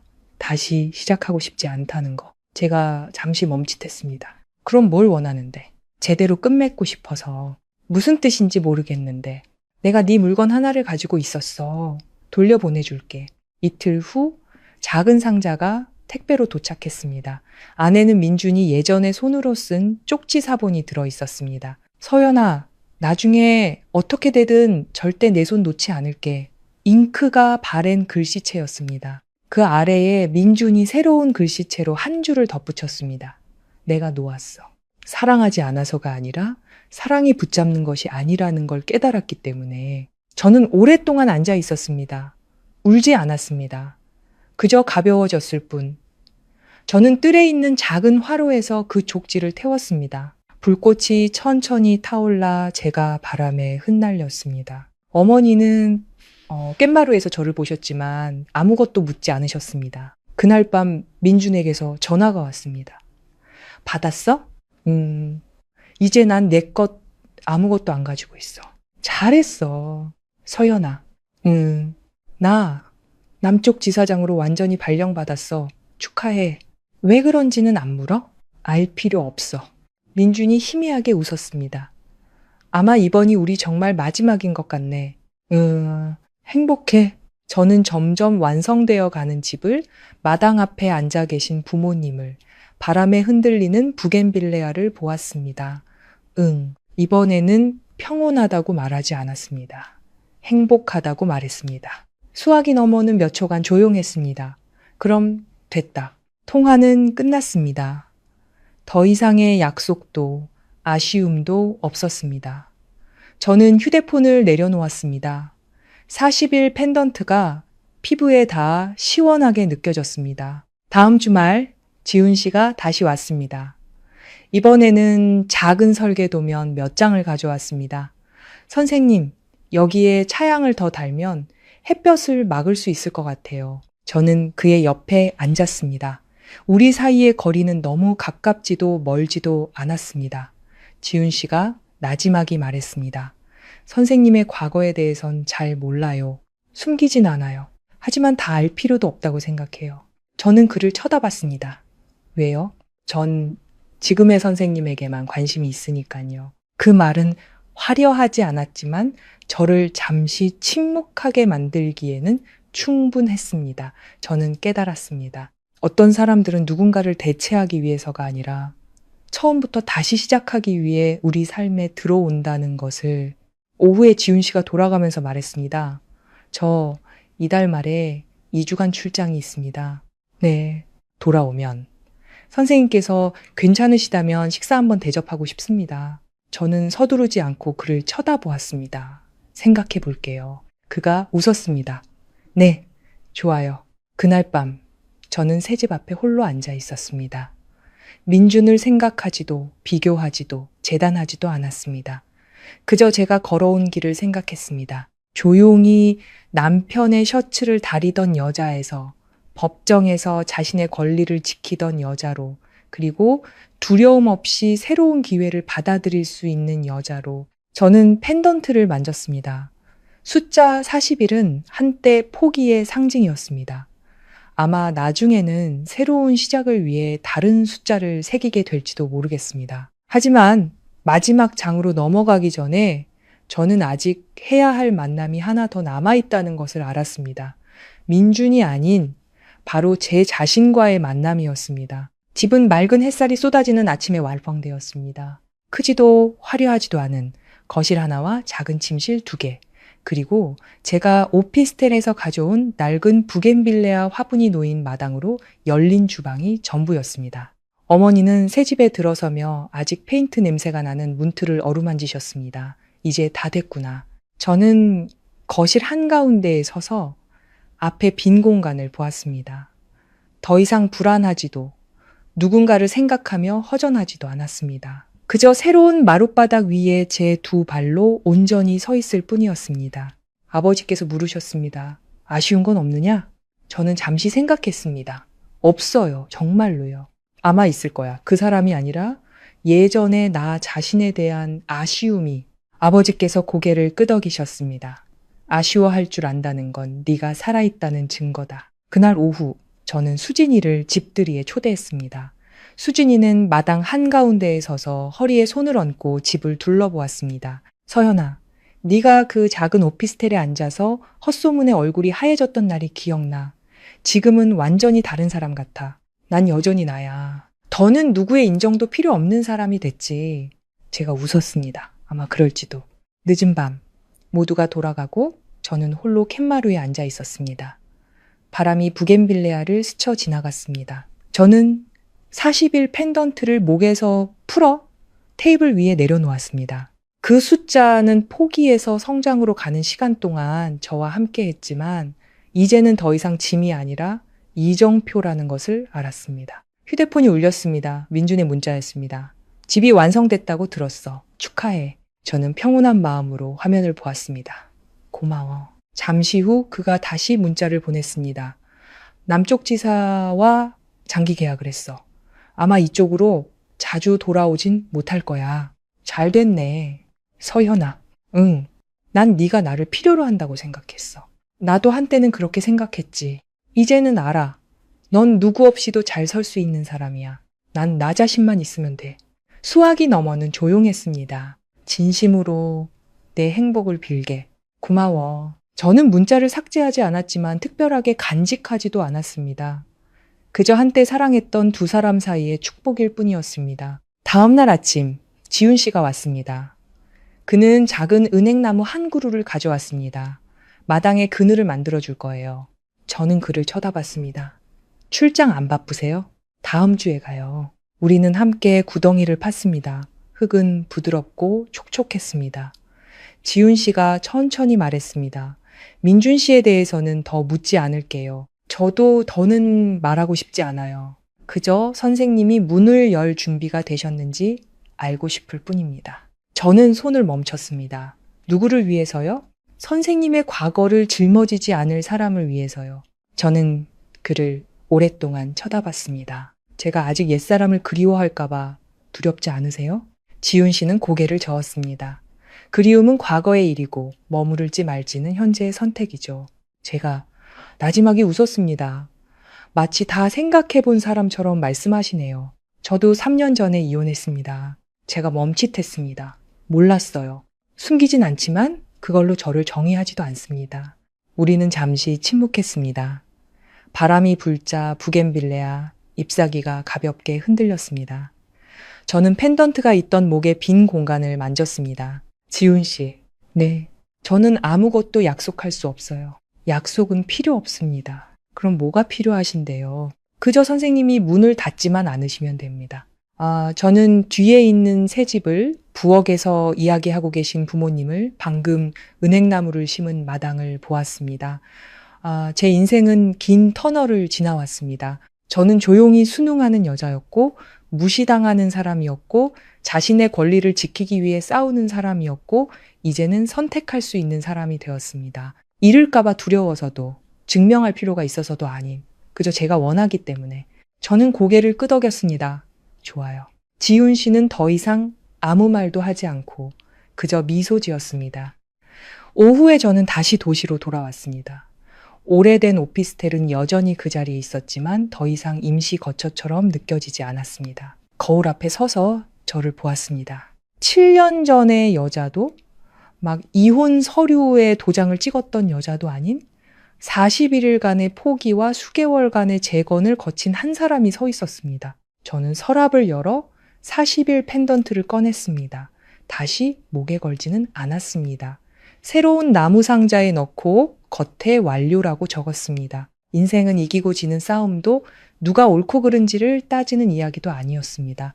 모든 것이 무너졌을 때 스스로 바로 서는 용기에 대한 여정이었습니다. 민주는 1억 원으로 자유를 살 수 있다고 생각했습니다. 그가 틀린 것은 아니었습니다. 자유에는 대가가 따릅니다. 단지 그 대가가 돈이 아니라 성장이라는 점이 다를 뿐입니다. 저는 불을 끄고 발코니 문을 열었습니다.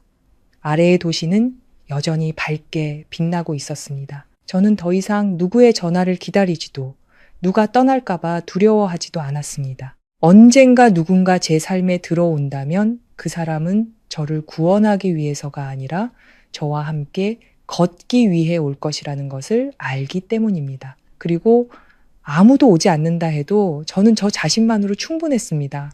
저는 희미하게 미소 지었습니다. 이 이야기는 더 이상 이혼의 숫자가 아니라 자기 자신을 먼저 사랑하는 법을 배운 자의 이 한 여자의 숫자에 대한 이야기였습니다. 아나운서 멘트 시작. 잔잔한 배경음악. 시청자 여러분, 때로는 짧은 메시지 몇 줄이 한 사람의 인생을 통째로 뒤흔들기도 합니다.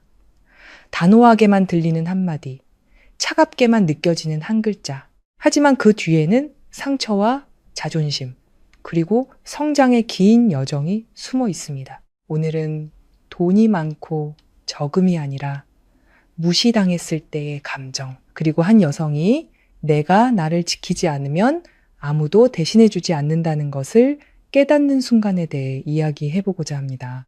연봉 30억 원이 자신에게 더 높은 위치에 설 권리를 준다고 생각했던 한 남편. 그리고 월급 100만 원의 아내는 울부짖거나 매달리거나 애원하는 대신 담담하게 서명하는 길을 택했습니다. 남편이 앞으로 연락하지 마라고 했을 때 그녀는 단 한 글자로 답했죠. 바로 그 평온함이 상대를 섬뜩하게 만드는 법입니다. 왜일까요? 사람은 눈물을 두려워하는 것이 아니라 미련 없는 단호함을 두려워하기 때문입니다. 결혼 생활에서 가장 위험한 것은 다툼이 아닙니다. 어느 날 내 옆에 있는 사람이 더 이상 해명할 필요도 증명할 필요도 지킬 필요도 느끼지 못하게 되는 순간입니다. 한 사람이 소란 없이 떠나갈 만큼의 자존감을 갖게 되었을 때 그것은 패배가 아니라 졸업입니다. 저는 지금 결혼의 갈림길에 서 계신 분들께 말씀드리고 싶습니다. 서로를 존중하는 법을 배우기 위해 모든 것이 너무 멀리 가도록 내버려 두지 마십시오. 돈은 사회적 지위를 바꿀 수 있지만 행동이 구태의연하다면 인간의 가치를 높여주지는 못합니다. 성공적인 커리어는 자랑스러울 수 있지만 집에 돌아왔을 때 신뢰의 눈빛으로 나를 바라봐주는 사람이 없다면 그 성공은 공허한 껍데기에 불과합니다. 그리고 이야기 속 서현 씨와 같은 상황에 놓인 여성분들께 한 가지를 전하고 싶습니다. 강인함은 냉정함이 아닙니다. 강인함은 내가 소중한 존재라는 것을 아는 것입니다. 증명하기 위해 소리칠 필요는 없지만 무시당하는 것을 받아들여서는 안 됩니다. 굳이 그렇게까지 해야 하나? 라고 묻는 분도 계실 겁니다. 하지만 저는 이렇게 되묻고 싶습니다. 그렇게까지 하지 않는다면 과연 거울 속 자신을 똑바로 쳐다볼 수 있을까? 자존심에는 정가가 없지만 너무 오랫동안 짓밟히고 나면 그 대가는 혹독하게 마련입니다. 이 이야기에서 우리가 깊이 생각해 봐야 할 것은 44억이라는 액수가 아니라 7년간의 침묵입니다. 한 사람이 앞으로 나아가기 위해 다른 한 사람은 7년 동안 뒤로 물러났습니다. 그리고 마침내 지원금이라는 명목으로 테이블 위에 놓였을 때 그녀는 자신이 너무 많은 것을 내주었다는 것을 깨달았습니다. 시청자 여러분, 혹시 여러분의 관계 속에서 상대방의 희생을 당연하게 여기고 있지는 않으신가요?